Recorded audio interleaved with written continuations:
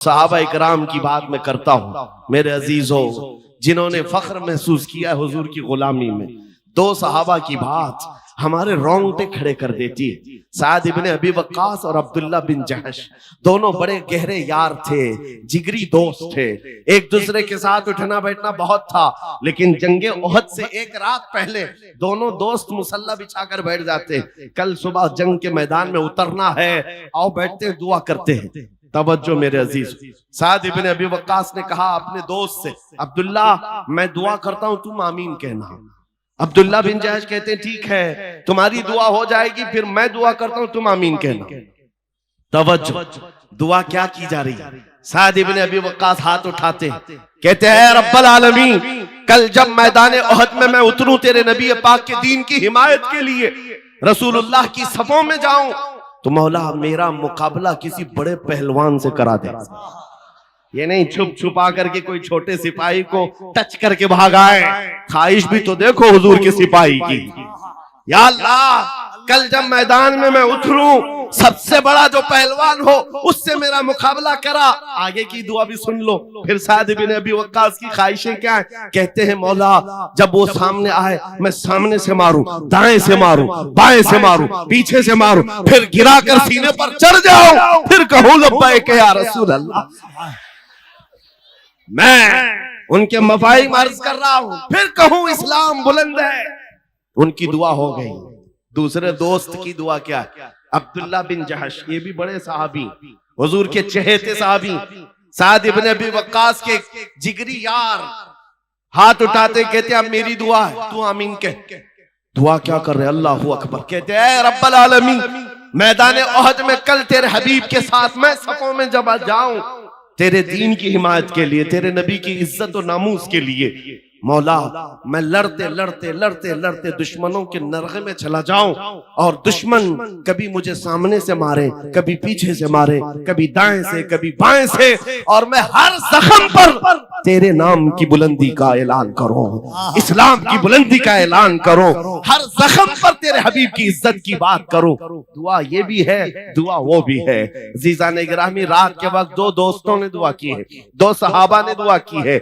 सुबह जब हुई और मैदान ओहद में रसूलुल्लाह के साथ ये सहाबा आए थे, अल्लाहू अकबर, साद इब्न अबी वक्कास जैसे ही मैदान में आए, आपके मुकाबिल में वो दुश्मन आया काफिरों की तरफ से, जिसके बारे में कहा जाता था कि वह 1000 इंसानों की ताकत रखता, 1000 इंसानों की ताकत रखता है। ऐसा बड़ा पहलवान साद इब्न अबी वक्कास के मुकाबिल में आया। उसको देखते ही साद इब्न अबी वक्कास ने कहा, मैं तो कामयाब हो गया, रात की मेरी दुआ कबूल हो गई है, रात की मेरी दुआ कबूल हुई है। और फिर उसके बाद साद इब्न अबी वक्कास तीर और तलवार जो चलाते रहे, कभी दाएं से, कभी बाएं से, कभी आगे से, कभी पीछे से, ऐसा मारते थे। साद इब्न अबी वक्कास को जानते हो कौन है? ये अशरा मुबशरा से वो सहाबी जिनके तीर और तलवार का अंदाजा कर सकते हो। साद इब्न अबी वक्कास जब तीर चलाते थे, पीछे से रसूलुल्लाह सल्लल्लाहु अलैहि वसल्लम ये फरमाते, इरमी या साद बि अबी अंत व उम्मी, ऐसा तीर चल। साहबा से पूछा कि कैसे है? साहबा ने कहा ये मस्त और दीवाना वार लड़ते हुए ऐसे घुस गए और नरगे में फंसे, तो सामने से, दाएं से, बाएं से, पीछे से इनको इतना मारा गया, हर जख्म पर चिल्लाते थे अल्लाहू अकबर, अल्लाह सबसे बड़ा है। उसके बाद शहीद हो गए और उनके टुकड़े किए गए। साद इब्न अबी वक्कास टुकड़ा उठाते हैं और कहते हैं, मेरे अब्दुल्ला, कल मैंने भी दुआ की थी और तूने भी दुआ की थी, मेरी भी कबूल हुई, तेरी भी कबूल हुई, लेकिन कसम रब्बे जुल जलाल की, मेरी दुआ से तेरी दुआ कई दर्जे अफजल है, इसलिए कि हुजूर की मोहब्बत में मारना और है, हुजूर की मोहब्बत में मर जाने का मजा और है। आप डर भी ना जाएं, ऐसे हालात होते हैं। अभी अभी मौसम में निकले हुए कभी तुमको छोटी छोटी चुरियां लेकर के लहरा करके दिखाते, ये देखो हम आ रहे हैं, हम आ रहे हैं। गीदड़ों से कहो ये अल्लाह के नबी के वो शेर हैं जो 1400 साल से करबला सुनते आ रहे हैं। नारे तकबीर, नारे रिसालत। हालात जैसे भी हो, मेरा मैसेज सिर्फ इतना है, अपने ईमान का सौदा कभी नहीं होने देना, अपने दीन का सौदा कभी नहीं होने देना। इस्लाम के मुतालिक तुम ज्यादा फिक्रमंद भी मत हो। इस्लाम अपना दिफा खुद करता है, इस्लाम अपना डिफेंस खुद करता है। ये इस्लाम वो पौधा है जो ततारियों की बड़ी आंधियों में भी महफूज रहा है। हाँ, चंगेज और हलाकू के दौर में भी इसका बाल बेका नहीं हो सका। आपको पता है बगदाद में ततारियों ने कत्ले आम किया था, सबको सुला दिया है, खून से लाल कर दिया है। और ततारी बादशाह की बेटी शाम में घूमने के लिए निकली है तो उस वक्त देखा कहीं से अजान की आवाज आ रही। हमने तो बगदाद की ईंट सींट बजा दी, फिर भी आवाज आ रही। लोगों को यही तो दर्द है, हमने कई सालों से इनके पीछे मेहनत की, फिर भी अजान कहीं ना कहीं से आती, अजान की आवाज आती है। हाँ, वो आएगी। एक बात बता दूं, कपिल साहब इसको नोट करें, एक मस्जिद में किसी बुत के रख देने से वो बुत कदा नहीं होता। तारीख गवाह है 360 काबे के अंदर थे, तब भी काबा काबा था, काबा काबा ही था। काबे का तवाफ कभी नहीं रुका, काबा का हज होता रहा। 360 बैठे थे तब काबा काबा था। और फिर मेरे आका सल्लल्लाहु अलैहि वसल्लम तशरीफ लाए और हर तरह की शिर्क और कुफ्र से काबे को पाक किया। और हमारा यकीन है मोहम्मद अरबी का गुलाम कभी तो आएगा और फिर बुत कदे से उस मस्जिद पाक को पाक करके कौम के हवाले करेगा इंशाअल्लाह। आपको अंदाजा नहीं है, हुजूर की याद में तड़पना, दिल का धड़कना सिखाया जाता है।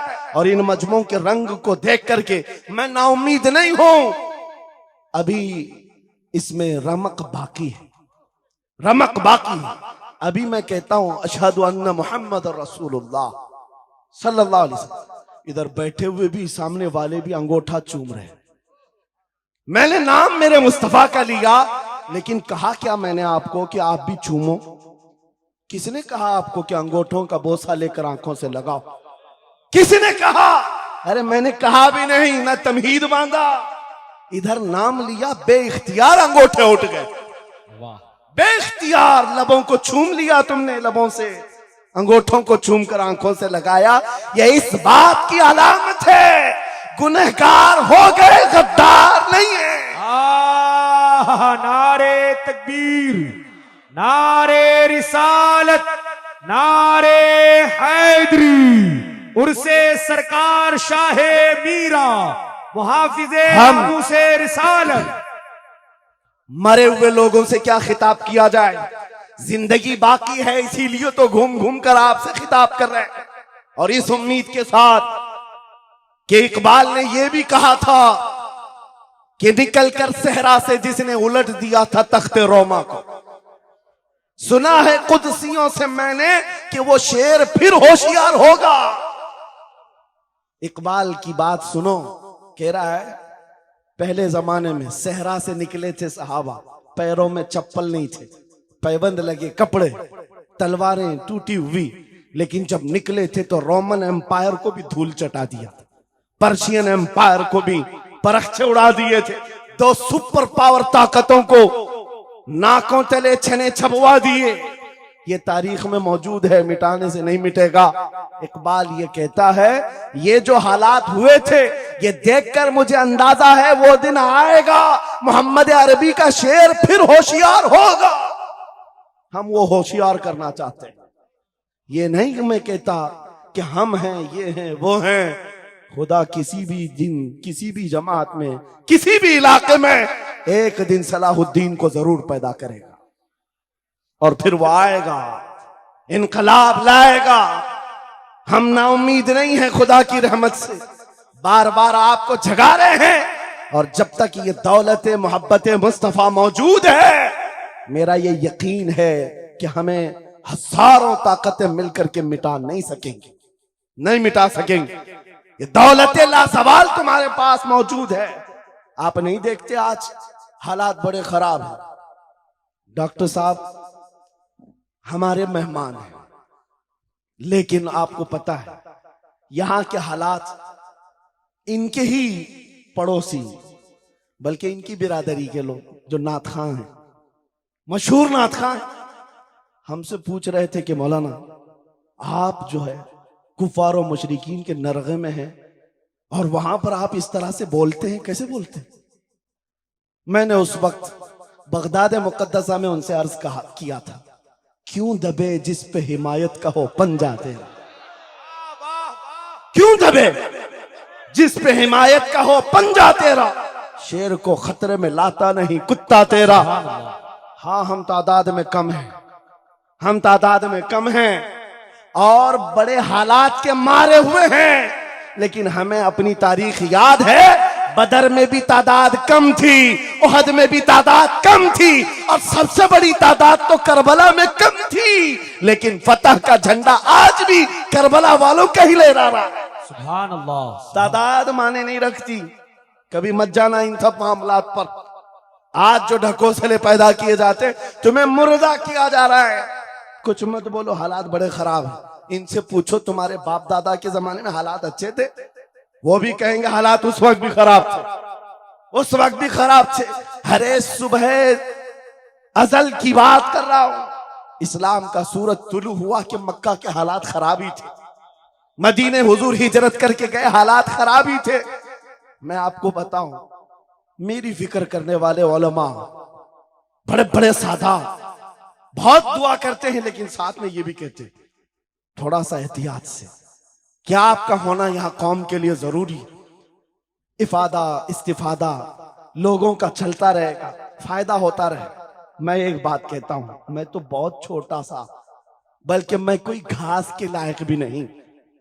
इमाम हुसैन का होना कितना जरूरी था। सहाबा कराम के जमाने में अहले बैत का वो सबसे बड़ा चेहरा इमाम हुसैन का होना जरूरी था कि नहीं था?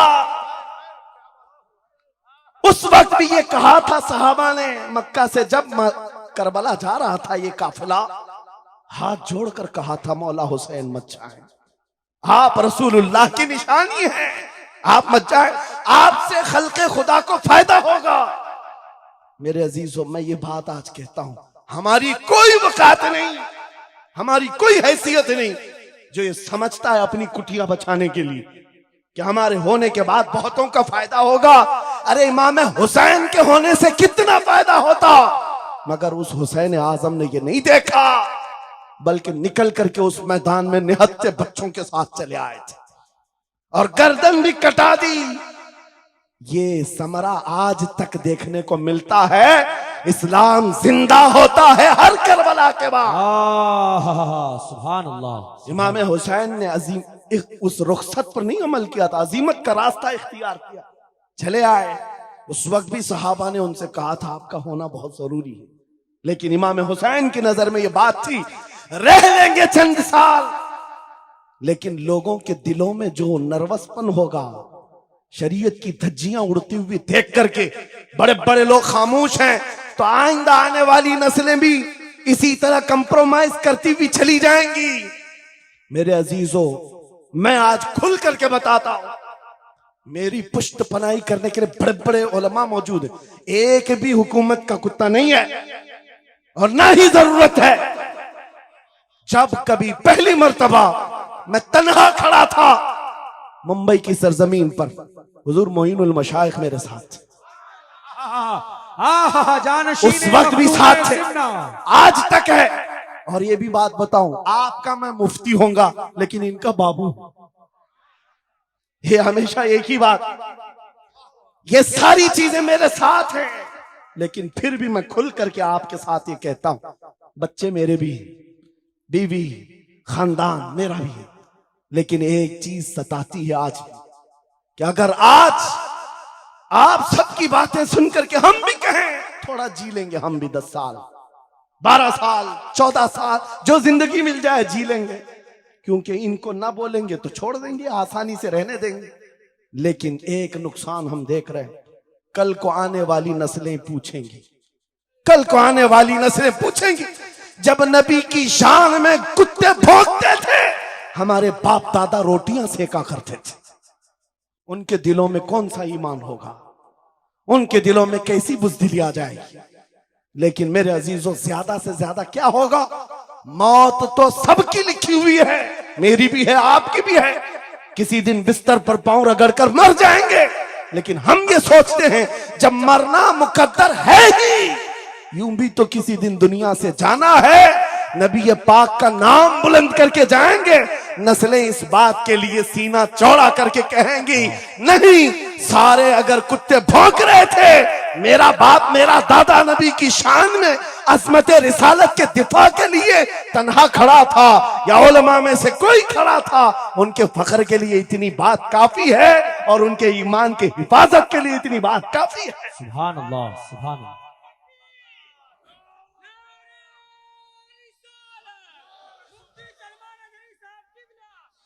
इस अजमत रिसालत के लिए आपको क्या समझ में आता है?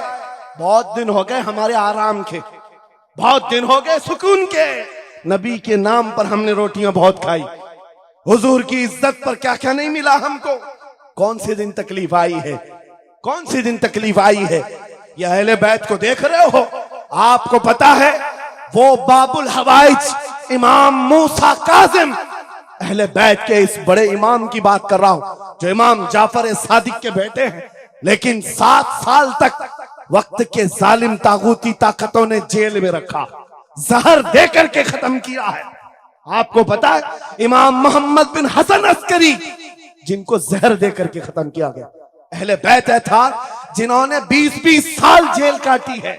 रसूलुल्लाह के शहजादे थे वो, रसूलुल्लाह की आल थे, आज तो लाखों में है, उस वक्त तो नबी के शहजादे चुनिंदा थे, पूरी दुनिया के वो मरकज थे, लेकिन जेलों में 20-20 साल गुजारे, किसी को 10 साल, किसी को 12 साल, किसी को 20 साल। आपको पता है इमाम मूसा काजिम को जंजीरों से भी मारा गया था, जंजीरों से। आप अपने बाप को मार खाता हुआ देख करके नहीं बर्दाश्त कर पाते, हमारे वो अजीम इमामों की बात कर रहा हूं, जिन्होंने मेरे नबी की शरीयत की दिफा के लिए जेलों की जिंदगी, हत्ता के रिवायत ये बताती है मौला इमाम मूसा काजिम का जनाजा भी जेल से निकला। मेरे अजीज हो, ये सब क्या बातें सिर्फ बयान करने के लिए रह गई? उलमाए ज़वील एहतराम इस मनसब को हाथ समझेंगे।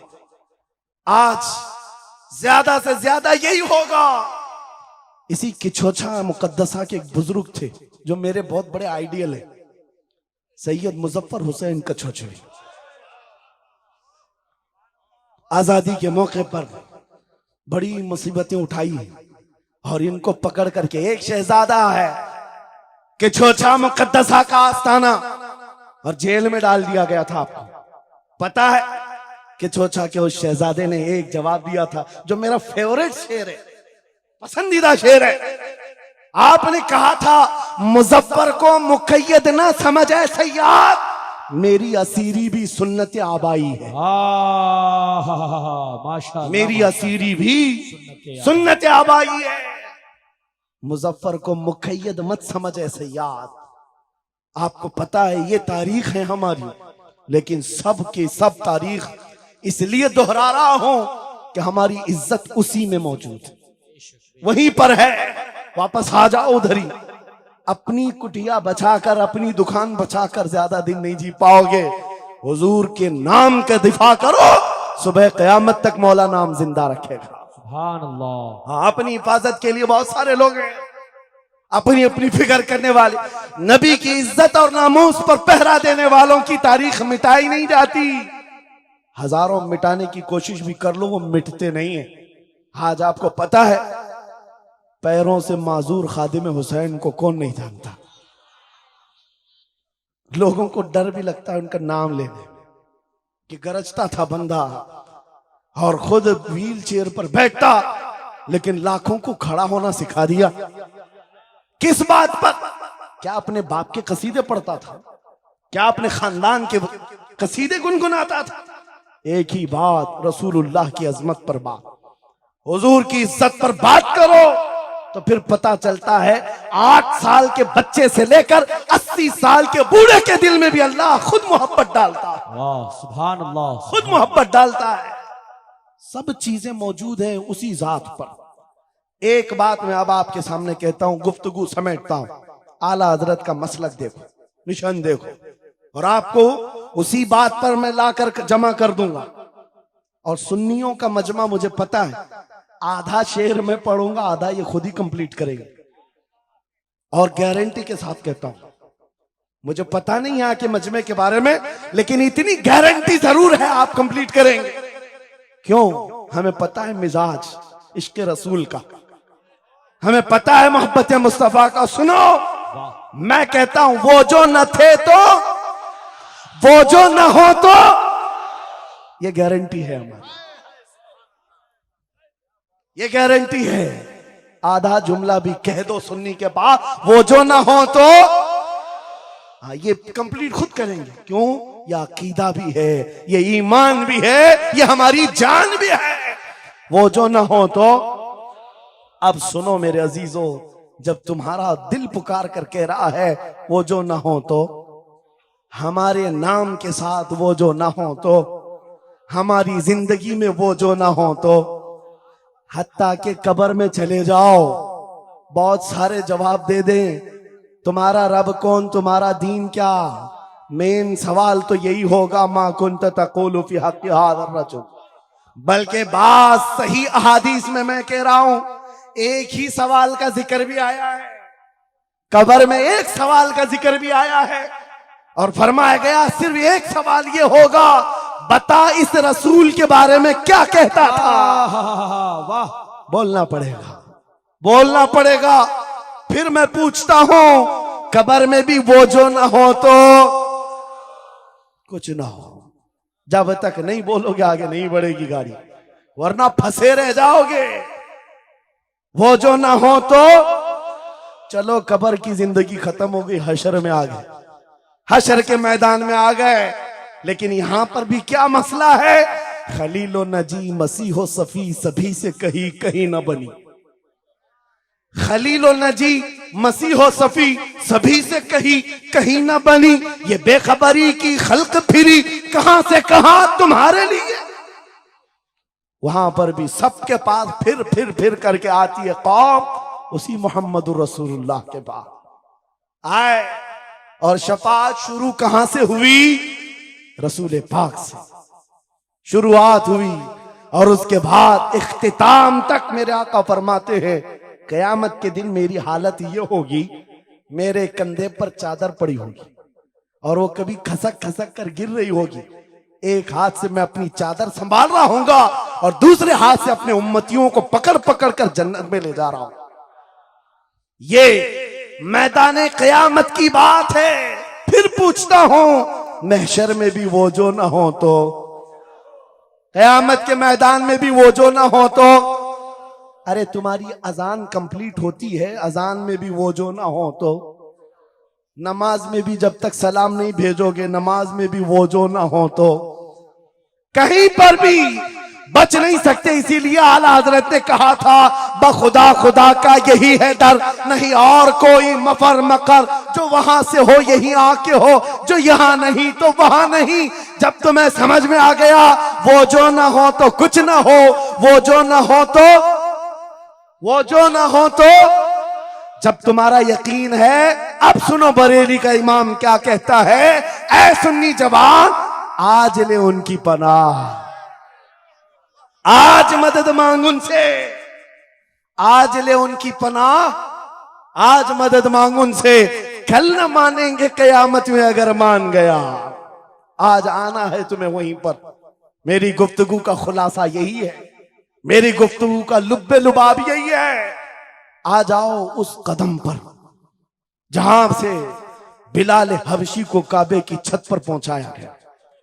आ जाओ उस कदम पर जहां पहुंचने के बाद खत्ताब का बेटा अमीरुल मोमिनीन उमर इब्ने खत्ताब बना।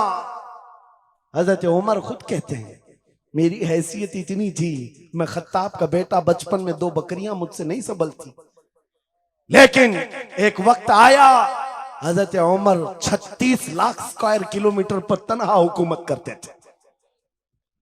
मिस्र, इराक, यमन, शाम, फिलिस्तीन, ये आज का सऊदी अरब हजरत उमर की निगरानी में था। हजरत उमर कहते हैं, आज इतने बड़े खित्ते पर उमर की निगरानी है, इसलिए नहीं कि खत्ताब का बेटा उमर है, इसलिए कि मोहम्मद अरबी का गुलाम उमर है। वो जो ना हो तो मेरे अजीजों, जितनों ने इज्जत पाई है उस कदम से पाई। आपको जब ये बात अच्छी तरह मालूम हो जाए, यहां देखो आप, यहां चेहरे बहुत सारे, यहां बहुत सारे चेहरे, और उसमें बुजुर्ग तरीन चेहरा वो सैयद रईस अशरफ साहब का है। लेकिन पूरा मजमा ये बात मेरे साथ यकीन के साथ कह सकता है, इन जवानों से कई ज्यादा हसीन और जमील ये चेहरा है। क्यों? अरे तुम्हारे बॉलीवुड और हॉलीवुड में थोड़ा बुढ़ापा आए तो उसे निकाल दिया जाए, फिर उसकी नहीं चलती। वहां सिर्फ रंग और गाजे का काम है, वहां सिर्फ और सिर्फ पाउडर लाली मेकअप का काम है। जब तक जवान थे हजारों फैन थे, लेकिन जवानी खत्म हो गई तो बेचारे उनकी जिंदगी के लाले पड़ गए। और सियासत में भी यही हाल है, 40-40 साल नौकरी किया पार्टियों की, बाद में फिर वो मंडली में बिठा दिया गया, अब आप बैठो दूसरे जवान आएंगे, उनकी भी जिंदगियां खत्म। लेकिन एक बात है, नबी पाक का जो गुलाम होता है वो 80 साल का भी हो जाए, उसके अंदर ना पुरानापन आता है ना बुढ़ापा आता है। सुभान अल्लाह। इज्जत वैसी ही बरकरार है, खूबसूरती वैसी ही है, 80 साल का हो कि 90 साल का हो। अरे 75 साल की उम्र में हमने हुजूर ताजुश शरिया को देखा है, और जिन आंखों ने उन्हें देखा होगा वह इस बात की गवाही देते हैं, 1,00,000 खूबसूरत जवानों को एक तरफ रखो और एक तरफ ताजुश शरिया, और देखने वाले की निगाहों को टटोल कर देखना, वो 1,00,000 की तरफ नहीं, इस 75 साला उस अजीम हुस्न को देखने में मां होगा जो हुस्न पाउडर और लाली का नहीं है, इश्क मुस्तफा से मिला हुआ। इज्जत रसूलुल्लाह के कदमों से, उनकी वाबस्तगी से है। तो फिर छोड़ कर ये दर बदर क्यों ठोकर खाते हो? कहां ये बॉलीवुड और हॉलीवुड के चक्कर में पड़ गए? कहां तुम टिकटॉक पर मुजरे करने लग गए? कहां तुम गाने में अपनी जिंदगियां बर्बाद करके अपने दिल में निफाक पैदा करने लग गए? अरे ताश के पत्ते, जुए के अड्डे, शराब की बोतलें, ये तुम्हारी शान नहीं, ये तुम्हारे लिए ज़ेब नहीं देखता। और एक बात याद रखो, तुम जिन इलाकों में रहते हो बहुत सारे दूसरों को देखते हो, वो नाच रहे हैं तो हमको भी नाचना चाहिए, वो ऐसा कर रहे हैं तो हमको भी ऐसा करना चाहिए। शेरों को, कुत्तों को कभी देखना नहीं चाहिए। जो शेर है वो अपनी बिरादरी को देखता रहे, कुत्ते को देखता रहेगा तो फिर अपना शेरपन भी भूल जाएगा। इसलिए याद रखो, तुम खैरे उम्मत हो, तुम्हारा लक़ब कुरान में आया है। तुम नचनियों को मत देखो, शराबियों को मत देखो, जुआरियों को मत देखो, वो गाने पे कैसे थिरकते हैं, वो कैसे नाचते हैं, ये तुम्हारा मतलब नहीं है। तुमको अगर देखना है, खालिद बिन वलीद को देखो, सलाहुद्दीन अय्यूबी को देखो, शिहाबुद्दीन गौरी को देखो, औरंगजेब को बार बार देखो, बार बार देखो। इसलिए कि उन अजीम हस्तियों को देखने वाला ये समझ में आ जाएगा उसे, ये सारी इज्जतें जो है उन नौजवानों ने जो हासिल की, वो सलाहुद्दीन अय्यूबी हो कि खालिद इब्ने वलीद हो कि शिहाबुद्दीन गौरी हो कि औरंगजेब हो कि शहीद टीपू सुल्तान हो, ये सब की इज्जतें मुस्तफा के नाम से, हुजूर के नाम से हैं। आपको पता है खालिद बिन वलीद 125 जंगें लड़े, 125 में से एक भी शिकस्त नहीं खाई अपनी जिंदगी में। उनकी तलवार का वजन 35 किलो का है और ढाल का वजन 40 किलो का है, और उनके पूरे जिस्म में एक बालिश्त जगह भी बाकी नहीं जहां जख्म न लगा। जंगे मौता में एक ही जंग में 9 तलवारें टूटी, पीछे कदम कभी नहीं हटा। एक जंग में ऐसा हुआ था कि 2 काफिर सर पर आ गए थे और अमामा गिर गया था, गर्दन पर तलवार थी, कट जाती, तलवार की तरफ नहीं देखा, अमामा उठाने के लिए चल पड़े, उठा लिया, फिर सर पर रखा, उन काफिरों की तलवारें नीचे रह गई। हैरत में पूछा कि ये शहसवार है इस्लाम का, सिपहसालार है, और ऐसी बड़ी गलती छोटा सिपाही भी नहीं कर सकता। जब तलवार गर्दन पर हो तो ये टोपी और अमामा उठाएगा। सामने के पहलवानों ने पूछा, ऐसी बड़ी गलती हमने छोटे फौजी से भी नहीं देखा, तुम तो सिपह सालार हो, ऐसी गलती कैसे कर सकते हो? खालिद बिन वलीद का जवाब, यही मेरा मकसद है। फरमाया, तुम क्या समझते हो खालिद बिन वलीद अपने बाजुओं की ताकत से लड़ता है? हरगिज नहीं। इस अमामे में मेरे रसूल पाक के 3 मुँह मुबारक हैं। माशाअल्लाह। मेरा यकीन है जब तक ये सर पर होते हैं मुझे ताकत देते हैं। नारे तकबीर, नारे रिसालत, अजमते सहाबा। अजीजा ने गिरामी वकार, बस आ जाओ इस नुक्ते पर। जिंदगी पूरी टटोल कर देखना, हर बड़े किरदार की तुम्हें एक ही उनसुर नजर आएगा, जिसने नबी पाक पर जितना अपनी फिदाइयत का इजहार किया, मौला ने उसको उतना ही बुलंद किया, उतना बुलंद किया है। अरे बीमारी के आलम में लकवा, फालिज, ये बहुत अजीब खतरनाक बीमारी, हाथ भी नहीं उठता, पैर भी नहीं उठता, इलाज भी नहीं होता।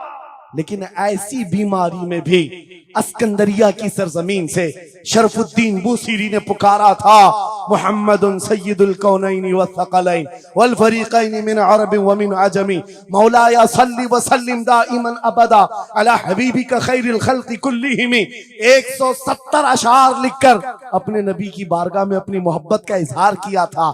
जानते हो, नबी आए भी और अपना हाथ फेर करके लकवा और फालिज से सही भी किया और चादर भी इनायत किया।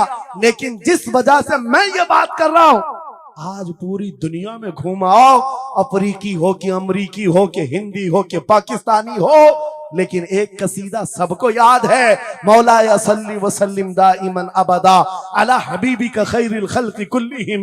मैंने बहुत तहकीक करके देखा, शरफुद्दीन बूसीरी का ये कसीदा अक्सर को समझ में नहीं आता, लेकिन गुनगुनाता हर कोई है, पढ़ता हर कोई है। पता ये चला कमाल बूसीरी का नहीं है, जो नबी की अजमत बोलता है मौला उसे सलामत रखता है, सुभान अल्लाह, जिंदा रखता है। आला हजरत जिंदगी भर मेरे नबी का नाम लेते रहे, आज मजमू में उनका नारा है। हमारे मजमे उनके नारे के बगैर कंप्लीट भी नहीं होते। हम में से कौन देखा हुआ है आला हजरत? कोई नहीं देखा हुआ है, लेकिन हुजूर के इश्क की बुनियाद पर हर जगह ये चर्चा है। इसीलिए मेरे अजीजों, आओ खिराज अकीदत पेश करते हैं उस बारगाह मुस्तफा में, और इस बात का अज़्म करके चलेंगे, ये तमाम इख्तिलाफात हटा दो, खत्म कर दो, एक चीज पर जमा हो जाते हैं, जो चीज रसूलुल्लाह ने सहाबा में डाली थी। हजरत बिलाल हबशी को सुना है? जानते हैं ना? हबशी थे, काले थे, चौड़े होंठ वाले, चौड़ी नाक वाले जो हबशी होते हैं उनको हबशी कहा जाता है। हजरत बिलाल हबशी थे और एक साहबी हजरत अबू जर, इन दोनों के दरमियान झगड़ा हो गया, छोटा सा झगड़ा।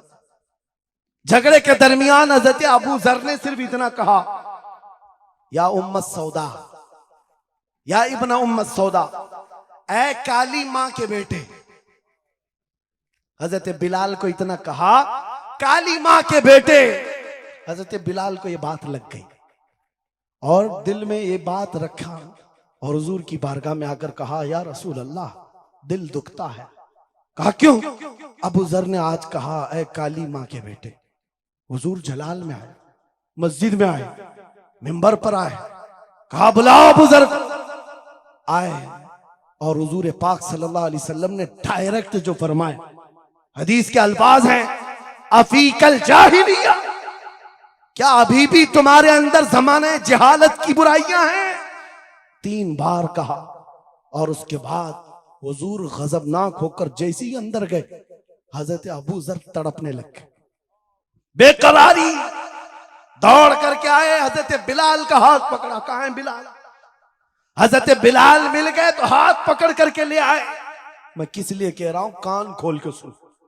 छोटी छोटी बातों पर मशाइख से उलझ जाते हो, बड़े बड़ों को आज बदतमीजी के साथ बात करते हो। साहबा में हुजूर ने जो मोहब्बत डाली थी किस बुनियाद पर? हजरत बिलाल का हाथ पकड़कर हजरत अबू जर ले आए मस्जिद में, कहा हो बिलाल, गलती हो गई, मैंने तुमको इब्न उम्मे सौदा कहा, काली मां का बेटा कहा, हजरत बिलाल कहते वो बात हो गई, खत्म हो गई। कहा नहीं, खत्म नहीं हुई, मेरे नबी नाराज हैं, आका नाराज हैं। फिर क्या किया? हजरत बिलाल ने कहा मैंने माफ कर दी। हजरत अबू जर कहते हैं ऐसे नहीं, ऐसे नहीं। हजरत अबू जर नीचे जमीन पर सो गए। कहा बिलाल तुम अपना ये काला पांव, इसका तलवा मेरे चेहरे पर रगड़ो, चेहरे पर रगड़ो, ताकि मुझे एहसास हो कि मैंने किससे उलझा है, किससे उलझा है। अपने आप को नीचे लिटा दिया। कहा बिलाल अपना पांव मेरे चेहरे पर रखो, एहसास जब हो जाए नबी के गुलामों।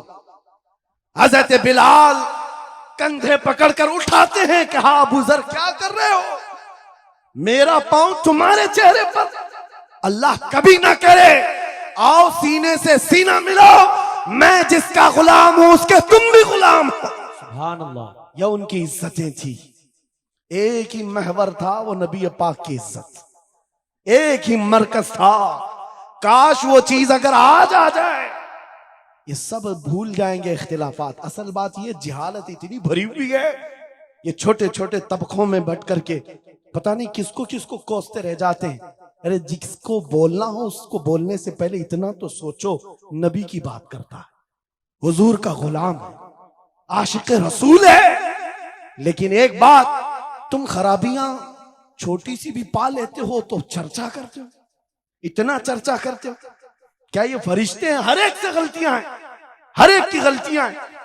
जितना चर्चा एक गलती को लेकर करते हो, कसम खुदा की बताओ, अपने दिल पर हाथ रखकर उसकी एक अच्छाई मिले तो क्या इतना चर्चा करते? क्यों नहीं करते? इसका मतलब है दिल बीमार है तुम्हारा, जाती हसद है, जिसको लेकर किसी को टॉन्ट करते हो, किसी को तानाजनी करते हो। सोशल मीडिया इस पर भरा पड़ा हुआ है, नए नए मुफत्तिन इस तरह के मुनाजिर आए हुए हैं। फितना अंगेज लोग, वो अपने दिलों का इलाज करें, वरना मुनाफिकत आ जाएगी, मुनाफिकों में शुमार होगा। अरे तुम्हारी एनर्जी गुस्ताखाने रसूल के लिए रखो, आशिकाने रसूल के लिए नहीं। जितनी ताकत लगाना है उन कुत्तों के खिलाफ लगाओ जो नबी पर भौंकते हैं और जो जिंदगी भर नबी की अजमत की नौकरी करते हैं। तुम्हारी जुबानें उनके लिए खुलती हैं। कैसा आलमिया है, कैसा आलमिया है। जिंदगी भर नबी की नात पढ़ने वाले को एक कूड़ा करकट जमा करने वाला सब्जी बेचने वाले के सामने खड़े होकर अपना ईमान साबित करना पड़ रहा है। बड़े बड़े मशाइख को आज सर्टिफिकेट दिखाना पड़ रहा है, मैं भी मोमिन हूं, मैं भी मोमिन हूं। और किसके सामने? गली कूचों पर, नुक्कड़ पर बैठ करके मुनाजरे करने वालों पर, जिनके ईमान का कोई ठिकाना नहीं। लेकिन मैं आपको कहता हूं, इन गद्दारों से अपने आप को बचाओ। नबी की अजमत जिसके पास देखो, सारे इख्तिलाफात भूल जाओ, उसकी इज्जत करो, उसकी इज्जत करो। इसलिए कि कल क़यामत के दिन तुम्हें जब खड़ा होना है शफाअत के लिए, तुम भी उसी नबी को पुकारोगे, वो भी उसी नबी को पुकारे। लेकिन एक बात सुन करके जाओ, मेरे आका ने फरमाया मेरा उम्मती, ये नहीं कहा मेरी अहले बैत, अहले बैत का मकाम बहुत बुलंद है। फरमाया मेरा उम्मती दूसरे उम्मती से लड़ पड़ा, और उसके बाद फिर दोनों में एक ने कहा कि मुझे एहसास हो गया, माफ कर दो, और दूसरे ने कहा नहीं माफ करता। हुजूर फरमाते हैं कल क़यामत के दिन वो मेरी शफाअत के करीब ना आए, वो मेरी शफाअत के करीब ना आए। नबी को कितना एहसास है तुम्हें जोड़ कर रखने का, तुम्हारे इत्तिहाद का। हुजूर पाक ने 3 दुआएं की थी मस्जिद इजाबा के पास। एक दुआ नहीं पहुंची, जिसमें वो यही दुआ थी कि अल्लाह मेरी उम्मत को इख्तिलाफात से बचा। ये इम्तिहान है उम्मत का, लेकिन नबी को सबसे ज्यादा इस बात का शौक था कि मेरी उम्मत मुत्तहिद रहे। ऐसा शौक नबी पाक का कि सहाबा को तकरार करते हुए देखना पसंद नहीं करते, सफों में दरार पसंद नहीं करते। आपको पता है हुजूर उस वक्त तक रकात नहीं बांधते जब तक सफें पूरी दुरुस्त नहीं करते। ये इत्तिहाद ही की तो बात थी, दिल से दिल जोड़ना, कंधों से कंधा जोड़ना। और आज हमारा हाल ये हो गया, इत्तिहाद की बात करो तो हम सुलह कुल्ली हो गए। मैं तो अहले सुन्नत व जमात आशिकाने मुस्तफा की बात कर रहा हूं। अरे छोड़ो उन खबीसों को, अपना इत्तिहाद तो कर लो, बहुत उम्दा। अपना इत्तिहाद कर लो। तुम्हारा हर बुजुर्ग पर इत्तिहाद है, गौस पाक तुम्हारे, गरीब नवाज तुम्हारे, मखदूम सिमना तुम्हारे, महबूब इलाही तुम्हारे, लेकिन इनके सब मानने वाले सब अलग। क्यों? ये सारे औलिया का मिशन एक ही है, अजमत रसालत, वाह, अजमत नामूस रिसालत। जब सबका मिशन एक है तो फिर अपने दिल का इलाज करने की जरूरत है। आज बस दिल का इलाज करो। कहीं ऐसा तो नहीं कि शैतान हमें लायानी बातों में मुलविस कर रखा है। तुम्हारा पूरा का पूरा सर घुमा कर रख दिया गया है। जिन चीजों में तुम्हें अपनी एनर्जी खर्च करनी थी, शैतान कहीं और लगा दिया। इसीलिए कुत्ते खुल करके मैदान में आने लग गए। उनको पता है जिस दिन ये मोहम्मद अरबी के शेर जमा होने लग जाएं तो फिर इनका जीना हराम कर रखेंगे। उस खातून ने एक सवाल पूछा कि अच्छा तुझे इतना यकीन है तेरे खुदा पर, तो फिर तेरा खुदा बचाया क्यों नहीं? हम इतना मार रहे थे और इतने लोगों को मारा है। ने बड़ी दानिशमंदी का जवाब दिया, कहा बेटी तुझे पता है बकरियां पालने वाला रेवड़ लेकर के जब चलता है तो साथ में कुत्ता भी लेके चलता है। बकरी कभी रेवड़ से हट जाती, इधर उधर जाती है तो कुत्ता भौंक भौंक करके उसको जमात में शामिल करता है। हम उम्मत मुस्तफा कभी भटक जाते जमात से इधर उधर, मौला तुम जैसे कुत्ते छोड़ता है, तुम भौंक भौंक करके हमें फिर शरीयत में ले आते। क्या हालात है भौंकने वाले? अगर और तेजी से भौंके तो मेरा यकीन है ये जो बच्चे इधर उधर भटके हैं इंशाल्लाह मेरे मुस्तफा की छांव में जरूर आ जाए इंशाल्लाह। अब अपने दीन की इबादत करनी है, अखलाक से करनी है, हुजूर पाक की सुन्नतों से करनी है। अब हमारी जो जिंदगी बाकी है मेरे अजीजों, यही इजहार भी करना है के एतबार से। चंगेज ये भी 50 लाख इंसानों के कत्ल का उसके ऊपर इल्जाम भी है और बल्कि हकीकत है। 50 लाख लोगों को मारा, रोजाना कत्ल नहीं करता तो खाना नहीं खाता। एक मर्तबा यही हमारी जमात, मुसलमानों की जमात मैदान में गिरफ्तार करके लाई गई, 3 सफों में खड़ा किया, खुद घोड़े पर बैठा हुआ खिलौने से खेल रहा है। जल्लाद को बुलाया कि अब इनकी सफें उड़ाना शुरू कर दो, गर्दनें उड़ाओ। इन हालात में सुनो मेरे अजीज, पहली मर्तबा जब जल्लाद गर्दन पर तलवार उड़ाने लगा, चलाने लगा, तो एक पहली सफ में बूढ़े मियां थे, वो हट करके पीछे चले गए, दूसरी सफ में चले गए। पहली सफ में नंबर ना आए दूसरे में चले जाते, मरना तो था ही। जब पहली सफ वालों को पूरा जल्लाद उड़ा दिया, गर्दनें उड़ गई, दूसरे सफ की बारी आई। चंगेज देख रहा था कि ये बूढ़ा पीछे चला गया है, कहां तक जाएगा। दूसरी सफ को हुक्म दिया, जल्लाद को हुक्म दिया गया मारो। कत्ल करते करते गर्दनें उड़ाते हुए आया, ये बूढ़ा तीसरी सफ में चला गया, तीसरी सफ में। अब आखिरी सफ है, इसके पीछे कुछ थी नहीं। अब चंगेज ने तीसरी सफ के कत्ल के हुक्म से पहले मजाक में कहकहा मार करके पूछा, बूढ़े पहली सफ में खड़ा था, दूसरी में आ गया, दूसरी में खड़ा था, तीसरी में आ गया, तीसरी की बारी शुरू हो रही है, अब कहां जाएगा।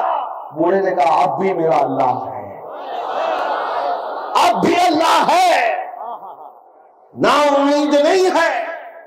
उसने अभी जल्लाद को हुक्म दिया ही था, उस चंगेज के हाथ में जो खिलौना था, घोड़े पर बैठकर खेल रहा था, अचानक गिर गया और वो खिलौना उठाने के चक्कर में जैसे ही झुका, उसका घोड़ा बिदक गया, उसका पैर घोड़े की जेन में फंस गया और घोड़ा भागने लगा। इतना भागा कि चंगेज के सर को पत्थरों से टकराते टकराते, घोड़ा किसी के काबू में नहीं है, सारे सिपाही घोड़ा पकड़ने के पीछे भागे हुए हैं, सारे वजीर पकड़ने के लिए जा रहे हैं। घोड़ा उस वक्त जाकर रुका जब इसका सर फट कर 2 टुकड़े हो गए, मर चुका है और सारी सल्तनत एक आंध में खत्म। बूढ़ा अपने हाथ उठा कर कहता है, दुनिया वालों देखो मेरा मौला मौजूद, कैसे भी हालात हो मेरे अजीज अल्लाह है। कुरान पाक में मेरा मौला फरमाता है, ला तहज़न इन्नल्लाह मअना, रसूल पाक सल्लल्लाहु तआला अलैहि वसल्लम ने गारे सौर में हजरत अबू बकर को यह जुमला कहा था। ये जुमला बहुत पावरफुल है, बहुत पावरफुल है। आज अगर आप ये कहते हैं कि कौन है हमारे साथ, कौन सी सियासी ताकत है, कौन सी कुव्वत है, मियाँ हमको भी देखो, लोग ये सोचते होंगे बड़े बड़े लोग इनको चलाते हैं, छोटा आदमी भी पीछे खड़े होने को तैयार नहीं होता। हाँ, ये तो बड़े जिगरे वाले यूपी में तो डरते भी हैं। हाँ, इनके स्टेज पर बैठेंगे, दूसरे दिन फोटो में आएंगे। हाँ, एक मौलाना साहब उन्होंने कहा आपके साथ बैठे थे, दूसरे दिन पुलिस वालों ने उठा लिया। हाँ, क्यों उठाया? कहा लब्बैक लब्बैक तुम बहुत पुकार रहे थे। मैंने उन मौलाना साहब से कहा पकड़ करो मौलाना, दुनिया चोरी करके थाने जाती है, तुम नबी का नाम लेकर जा रहे हो, इसमें क्या खौफ, इसमें किस बात की झिझक और शर्म है? मैं ये कह रहा हूं मेरे अजीजों, नबी पाक सल्लल्लाहु तआला अलैहि वसल्लम की मोहब्बत में अगर किसी को हया है और शर्म है तो ये शैतानी शर्म है, ये शैतानी हया है। सिद्दीक अकबर गारे सौर में हुजूर के साथ हैं, मुशरिकीन ढूंढते ढूंढते उस गार तक भी आ गए और ऐसे हालात थे कि हजरत अबू बकर कहते हैं अगर वो पांव उठाते तो हम नजर आ जाते। मुशरिकीन वहां तक पहुंच गए हैं, अगर वो पांव उठाते तो हम नजर आते। हजरत अबू बकर सिद्दीक की बेकरारी जैसी बड़ी, पूछा रसूलुल्लाह से आका अब क्या होगा? तब नबी पाक ने अबू बकर सिद्दीक के सीने पर हाथ मारा और कहा ला तहज़न इन्नल्लाह माना, घबरा मत, अल्लाह हमारे साथ है, अल्लाह हमारे साथ है। आज फिर मैं ये कहता हूं, कौन है तुम्हारे साथ? दुनिया ये बार बार ताना मारती है, ये पार्टी भी नहीं, वो पार्टी भी नहीं, हजारों गुरु घंटाल तुम्हारे साथ हो, अल्लाह हमारे साथ है। इस यकीन के साथ जिंदा रहो मेरे अजीजों, अल्लाह हमारे साथ है। आपकी पैदाइश जब हुई थी, आपके कान में मुअज्जिन ने सबसे पहला जुमला क्या कहा था? अजान देते हैं कि नहीं बच्चा पैदा होने पर? बोलो जोर से, क्या कलमा था? अल्लाह हो, अल्लाह हो, अल्लाह अकबर का मतलब अल्लाह सबसे बड़ा है। और उसके बाद जिस दिन तुम मरते हो, कफन पहना करके जनाजा लाकर रख दिया जाता, इमाम तुम्हारे जनाजे पर तकबीर उठाकर सबसे पहले क्या कहता है? क्या कहता है? हम इस दुनिया में आए थे अल्लाह अकबर सुन करके, दुनिया से जा रहे हैं अल्लाह अकबर सुन करके। यह अकीदा है इस दुनिया में हम मुसलमान अल्लाह से बड़ा किसी को नहीं मानते, अल्लाह सबसे बड़ा है, अल्लाह सबसे बड़ा है। इस ईमान के साथ जियो मेरे अजीजों। आपको पता है आज के हालात में लोग तुम्हें ये कहेंगे सब आधा इधर आधा उधर करके चलो, लकुम दीनुकुम वलिय दीन की बात है। कुछ पीर लोग भी आए, कुछ मौलवी लोग भी आए, जरा इनका भी दिल रख लो, जरा इनका भी दिल रख लो, एक नियम में दो तलवार नहीं ले सकती। आप इस बात को याद रखो, इस्लाम पर हो तो इस्लाम पर पूरे के पूरे उतर जाओ, और पूरे के पूरे उतरने का मतलब ही यह है किसी की खुशामदी और किसी की चापलूसी के लिए हम नहीं जीते। हमने देखा है उन सियासी नेताओं को बेचारे 40-40 साल उनकी ज्योतियां उठा करके नौकरी करते रहे, बूढ़े हो गए तो पार्टी ने निकाल दिया और पता नहीं कौन सी दर्शन मंडली में बिठा दिया गया है। इनका हाल ये है। लेकिन हुजूर की गुलामी में जो आलिम जितना बूढ़ा होता है उतनी इज्जत बढ़ाई जाती है। मोहम्मद के गुलामों में बुढ़ापा आ नहीं सकता। यहाँ जो जितना बूढ़ा हो जाए इज्जत बढ़ती चली जाती है। इसलिए एक बात याद रखो, दुनिया तुम्हारे खुशामद करने से कभी राजी नहीं होगी, ये कभी राजी नहीं होंगे। तुम कशका लगा लिए, तुम भगवा पहन लिए, कभी इधर की बातें उधर की बातें कर लिए, कभी राजी नहीं होती दुनिया, कभी नहीं राजी होती है, हमने देखा है। लेकिन आओ मेरे मुस्तफा के दरबार में एक दुरूद से राजी हो जाए, और कुछ ऐसा खुद भीख दे और खुद कहे मंगते का भला। इसलिए राजी करना हो तो इस एक दरबार में जिसको आला हजरत ने कहा है आज ले उनकी पनाह, आज मदद मांग उनसे, कल न मानेंगे क़यामत में अगर मान गए, कल न मानेंगे क़यामत में अगर। मैं जो अपनी गुफ्तगू खत्म कर रहा हूं इस बात पर, एक बहुत बड़ी बात है। आज तुम क्या कर रहे हो इसी का एतबार है, आज क्या कर रहे हो इसी का एतबार है। ये मत सोचना कि कयामत के दिन हुजूर की शफाअत तो हो ही जाएगी। किसके लिए शफाअत? ईमान वालों के लिए है, ईमान वालों के लिए है, इस्तिकामत के साथ जमे रहे उनके लिए है। आपको पता है कब्र में 3 सवालात होते हैं, सबने सुना है कि नहीं सुना? सबसे पहला सवाल है मन रब्बुका, तुम्हारा रब कौन? तुम्हारा रब कौन है? सवाल क्या है वो मैं पूछ रहा हूं, जवाब आपसे नहीं पूछ रहा। तुम्हारा रब कौन है? फरिश्ते पूछते हैं, आप जवाब क्या देंगे? मेरा रब अल्लाह है। दूसरा सवाल है तेरा दीन क्या है? मा दीनुका, तेरा दीन क्या है? आप जवाब क्या देंगे? मेरा दीन। अब सुनो फर्क, तीसरा सवाल क्या है? बहुत बड़ा फर्क है। पहले 2 सवालों में ये पूछा गया तेरा रब कौन है, तेरा दीन क्या है का लफ्ज है, और तीसरे सवाल में पूछा जा रहा है मा कुंत तकुलु फी हक़्क़ि हाज़ा रजुल। हुजूर को दिखाकर फरिश्ते पूछेंगे इनके बारे में क्या कहता था, ये नहीं क्या कहता है। पहले 2 सवालों में पूछा गया कौन है रब, क्या है दीन, लेकिन हुजूर के बारे में कह रहे क्या कहता था। अब क्या कहता है वो तो हर कोई कहेगा हुजूर को देखकर कि ये आका है, ये मौला है। हुजूर के जलवों को देख करके फिर हर कोई मान ले जाए, उस वक्त मानना एतबार नहीं होगा। इसीलिए फरिश्ते क्या पूछ रहे हैं, क्या कहता था। इसीलिए आज के दौर में क्या कहते थे इसी का एतबार होगा। ऐ सुन्नियों, कब्र के अंदर वो सुन्नी गुलाम मुस्तफा मचल करके कहेगा हुजूर के बारे में क्या कहता था। वो अपोजिशन वाले हैं जो डर जाएंगे, हुजूर के बारे में जवाब नहीं दे सकेंगे, जवाब नहीं दे सकेंगे और वो डर जाएंगे। क्या कहते थे उनको पता है, यही तो कहते थे पीठ पीछे का इल्म नहीं है, यही तो कहते रहे माज़अल्लाह बच्चों के इल्म के बराबर, ये सब बोलते रहे, वहां कब्र में क्या बोल पाओगे। हाँ, सुन्नी गदा कहेगा ऐ फरिश्तों अब तो पाए नाज से फरिश्तों क्यों उठो, मर के पहुंचा हूं यहाँ इस दिल रुबा के वास्ते, मर के पहुंचा हूं यहाँ इस दिल रुबा के वास्ते। हुजूर के बारे में क्या कहता था, यही तो कहता था सरवर कहूं कि मालिक मौला कहूं तुझे, बाग़े खलील का गुले ज़ैबा कहूं तुझे, तेरे तो बस ऐब तनाही से है बरी, हैरा हूं मेरे शाह में क्या क्या कहूं तुझे। लेकिन रज़ा ने खत्म सुखन इस पे कर दिया, खालिक का बंदा खल्क का। उधर से नारा लगाया और मुशरिकीन ने ये नारा लगाना शुरू किया, ओल होबुल, ओल होबुल।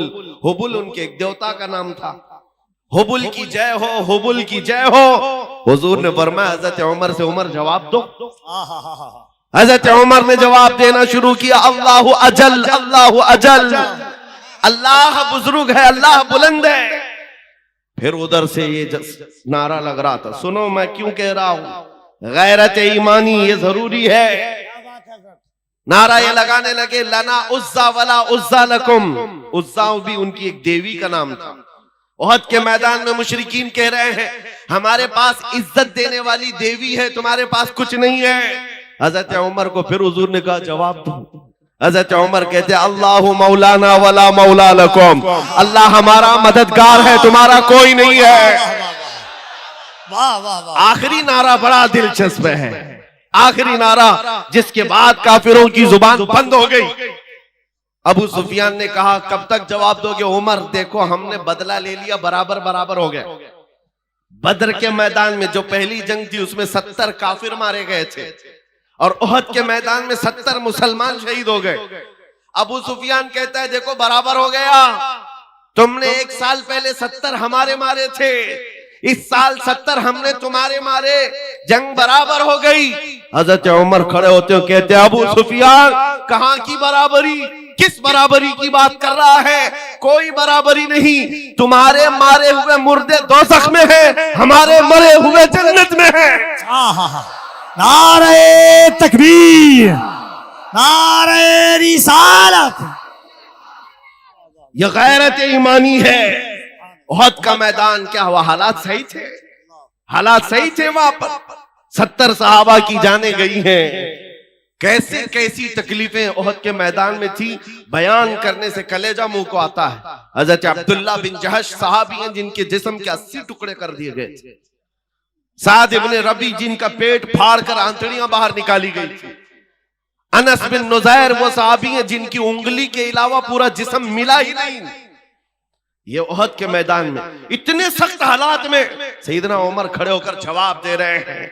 सुनो मेरे अजीजों, आज के वक्त में अगर कोई ये कहता है नहीं जवाब देना चाहिए, तो फिर मैं कहता हूं हदीस पाक की रूह के एतबार से उस आलिम को गूंगा शैतान कहा गया, गूंगा शैतान कहा गया है।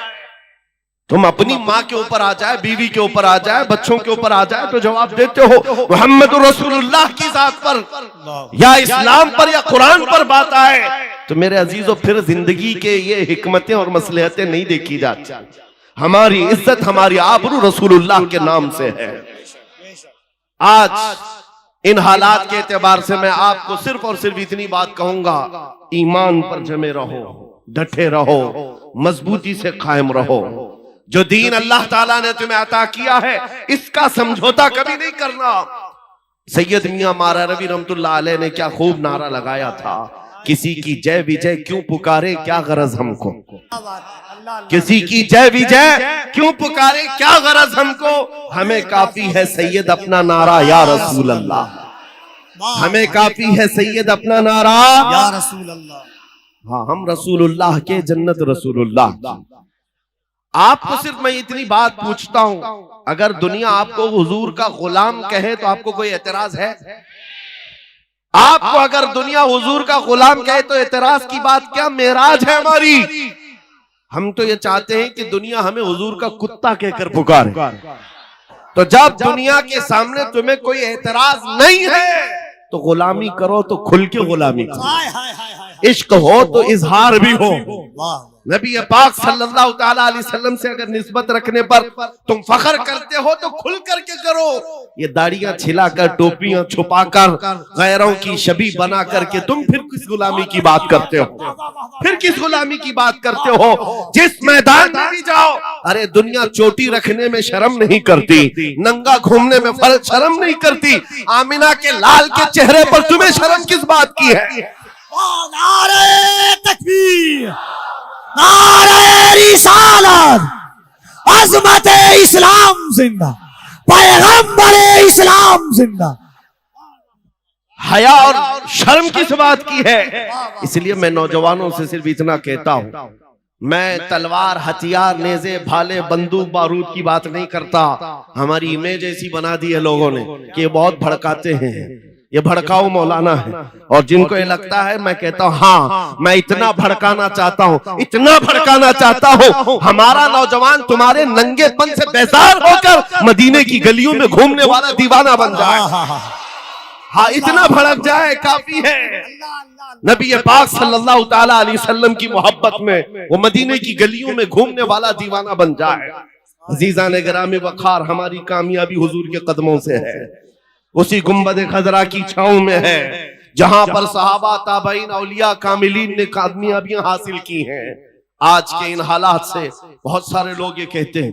अच्छा, एक बात मैं आपको बता दूं, कल ही की बात है, जुमा में, उससे पहले मुझे किसी ने कहा भी था कि आपकी तकरीरें सब अच्छी हैं, सारी चीजें ठीक है, लेकिन ये जो हालात हैं, फिलिस्तीन में इतने मारे जा रहे हैं, 20,000 के करीब कत्ल हो गए, इराक में, शाम में, अफगान में, बर्मा में, हर जगह तो कत्ल तुम्हारा ही होता है। ये सवाल आपको भी किया जाएगा।